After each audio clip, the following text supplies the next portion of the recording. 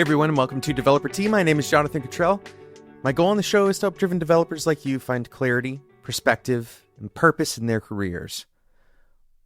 Today's episode is going to be focused on clarity in particular, and perhaps some on perspective, but mostly about clarity. In this episode, we're going to be talking more about systems. We've recently been talking about how your systems are perfectly designed for the outcomes that you're experiencing. All right, so go back and listen to that episode if you haven't yet. That is a very important kind of fundamental principle to walk into this episode with. Okay, because there's a little bit of an edit, maybe not an edit, a clarification that we should make about systems. We said that your systems are designed perfectly for the outcomes. It's important to recognize, and perhaps we did talk a little bit about this in that episode, but it's important to recognize that your system exists whether you intentionally design it or accidentally design it. So let's talk a little more about what we mean by intentionally versus accidentally designing something. The implication of design is that you've made some kind of choices. Right, you've set up your system in a particular way, and the false belief is that when we make decisions, our intent, right, whatever we are trying to do with the system, is the thing that matters the most. This is not the case. If all that mattered was our intent, then all of us would be exactly what we want to be. All of us would have figured out how to make all the money that we want to make. I intend to do that. Well, I imagine you do too, right? So why do our intentions not necessarily match up with our outcomes? Because what we've designed in our system doesn't necessarily accomplish the things that we intend to accomplish, right? So our intent is less important than the outcomes. We need to judge our systems by the outcomes. We can also investigate whether the choices that we've made, the intentional parts of our design, are the principal components, the primary factors that are determining those outputs, those outcomes, or if it's something else. It's very possible, I would say even likely, that if you have an intent, if you've intentionally designed a system, and you're not getting what you want, there's very likely something that is happening that you're not really seeing. There's some part of your system design that is accidental. So what do we mean by accidental design? The simplest example of this is inspired by Goodhart's law. The idea that with some system you've created a measure, and that measure has now become a target. And so now you've changed behaviors around the target. Where previously it may have been a good measure, it is no longer a good measure because there are new behaviors introduced.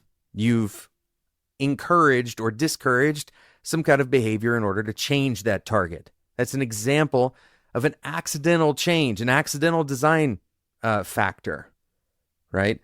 You've accidentally designed your system in a way that encourages or discourages a particular behavior. So gamification is a typical kind of terminology that you hear with relation to this subject. There's also other accidental design decisions or non-decisions, maybe. For example, a very, very common one is people's workspace. Your workspace, whatever is around you, is going to have some kind of impact on the way you think. So if, for example, your workspace has more open space, then there's a chance, and this is based on some psychological research, there's a chance that you're going to have a little bit lower heart rate because you can see something that is further distance away. Right. This is, there's some biological factors and some kind of psychosocial factors or something like that at play there. This isn't my area of study, but the important kind of principle here is that the way you design your environment actually makes a big difference. Speaking of systems and designing environments, if you haven't read James Clear's book, Atomic Habits, certainly if you listen to this podcast regularly, you've probably come across this book. James talks about how important our habits are and how our systems are designed determines so much about our ability to adopt new habits. Habits are, in many ways, kind of expressions of the systems that we have around us. And James even says that we don't rise to the level of our ambition. I'm paraphrasing. We don't rise to the level of our goals, I think may be the word he uses. We fall to the level of our systems. Our systems are the things that are there without us necessarily intervening. It doesn't require as much willpower to follow a system. James talks a lot about environment, for example, right? Designing your environment so that you're getting the right cues and you're hiding the wrong cues. Go and read the book. I'm not going to give away the entire kind of model of thinking, because that book is worth reading for sure. Add it to your reading list if you haven't read it yet. The important takeaway here is that our systems are not necessarily just the things we put together intentionally. Our systems are also not, aware of our intent. We could say that, I want to, let's say, increase quality of my code base, right? That's my intent. And in order to increase quality, I've decided that the best thing that we can do is to have all of the product managers read the code base front to back. And I'm going to set up an expectation that all new product managers need to read the code base front to back. Okay, this is a system, right? This is some kind of system that I've set up. And it has various triggers and it has various stocks and flows that you might be able to diagram out. How effective is this system at generating the output or the outcome that I want to generate? My guess is it probably wouldn't be very effective. Hopefully that's your guess too. But my intent may be fully intact, right? So our intent we can set aside in terms of evaluating whether the system is good or bad. We can use our intent to kind of measure the outcomes, right? If we want something, we want some outcome, then we implement a system in order to get that outcome that we want. We should be able to measure whether or not we are actually getting it. We can compare our outcomes to what we're actually getting. But the next step isn't to throw our hands up and say, well, we should try harder. It's not to throw our hands up and say, well, somebody's not doing it right. Somebody's not following the system because the system is foolproof. We should be investigating what it is that the system is generating, and most importantly for this episode, the invisible parts of our system. Invisible things that are affecting our system. We keep saying system over and over, and this may feel like if you're a software engineer, you may feel like this is limited to managers, or you may feel like this is corporate speak or not necessarily germane to your software engineering. Your IDE, your local setup, is a system. Right? You have designed your IDE to encourage some behaviors and discourage other behaviors. Are you getting what you want out of it? When you think about what you're designing, in your environment especially, those are the systems that are going to encourage or discourage certain outcomes for you. All right? Most of the time, when we talk about these invisible systems, we discount that our behaviors can be included in the outcomes of a system. I want to really focus in on this, because if you don't take anything else away from this episode, this is the key point to take away. Okay, pause it, get something, write this down. The outcomes from your system are not necessarily just measurable, dollar amounts. It's not necessarily, the flow of candidates through your hiring pipeline. It's not just the pass rates of your test suite. That's not the only kinds of outcomes. The outcomes that you can have from a system can be human behavior, your own behavior included. You can design systems for yourself.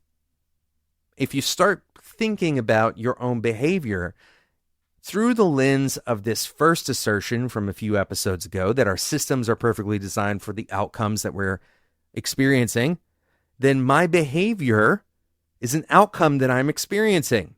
I'm responsible for it, right? What is the systematic change that I can make? And this is really kind of some of the core fundamental ideas that James explores in his book as well. What is the systematic change that I could make such that my behavior changes in a way that I want? We don't have to necessarily fight ourselves over doing or not doing the right thing.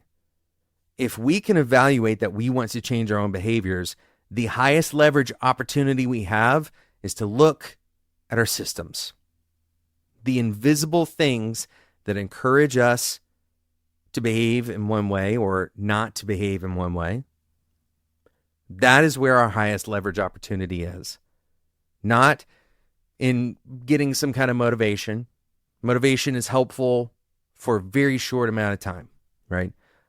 Most of the time, it's not necessarily a knowledge gap. There may be a knowledge gap. How do you avoid having knowledge gaps in the future, though? Right? Reading that one book to close that knowledge gap, and then in a year from now, you got another knowledge gap to figure out. What is the system? What is the engine? What is the generator? What is common about many strung together events, many strung together behaviors in your life? These are the systems that you fall to. So I want you to focus on identifying. Now, the most important thing, or I guess the most important exercise I want you to do in response to this episode, if I could have you do one exercise, I would have you get out a piece of paper and write down the invisible systems. Don't write down, your typical commitments that you make, like, oh yeah, I wake up at a certain hour in order to go to the gym.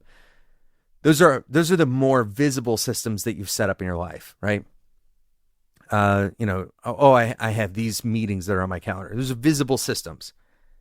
I want you to write down the assumed rules that govern your life.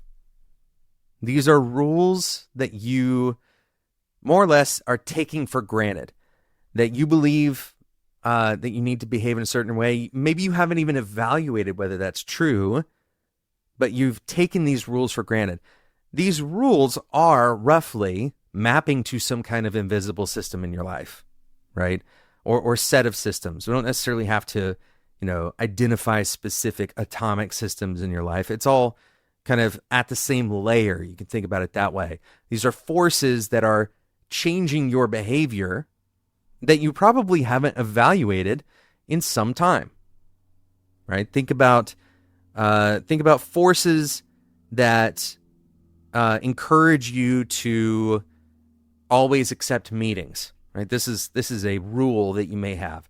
Anytime somebody has invited you to a meeting, that it's important for you to show respect by accepting their invite, right? So you live by this rule that maybe you haven't really evaluated whether that rule is producing the outcomes that you want.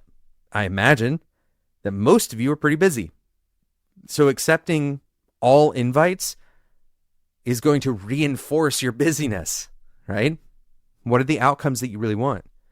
Do you want to continue being more and more busy? Or do you want to examine that invisible system, that invisible rule that you've just assumed is true, or assumed is helpful, or assumed is important? Dig that up and reevaluate and determine what systems are you following accidentally. What is the design, the accidental design of systems that is affecting your behavior day to day? Thank you so much for listening to today's episode of Developer Tea. You've heard a couple of plane noises in the background. It's one of the changes that have come with some of our production differences in moving to recording video. Again, we're going to be releasing videos. This is the third episode where we actually have a video recorded. It's not yet released to iTunes. If you're listening right after the day that this is recorded, of course, you may be watching me say this right now, and then you'll know that this is not the case anymore. But we're recording videos. We're getting all of our kind of assets put together. I do have a full-time job that the podcast is not my full-time job. So thank you all for being patient and waiting for those videos to come out. In the meantime, go and subscribe in whatever podcasting app you currently use to Developer Tea, and let your friends know about this. Once this thing is out on video, you can share the video with your friends just as easily. Thanks so much for listening, and until next time, enjoy your tea.